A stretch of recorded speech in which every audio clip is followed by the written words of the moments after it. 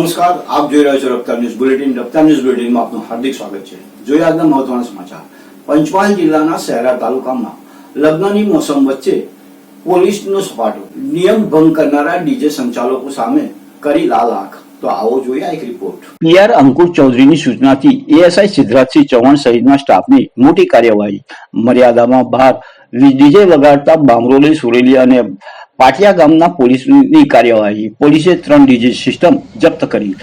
લાખોની કિંમતની DJ system અને સ્પીકરો પોલીસે કર્યા જપ્ત. સુપ્રીમ કોર્ટની ગાઈડલાઈનનો ભંગ કરનારા ડીજે માલિકો સામે કાયદેસરની કાર્યવાહી કરવામાં આવી. અવાજનું પ્રદૂષણ ફેલાવનારા સામે આગામી દિવસોમાં પણ ઝુંબેશ ચાલુ રહેશે.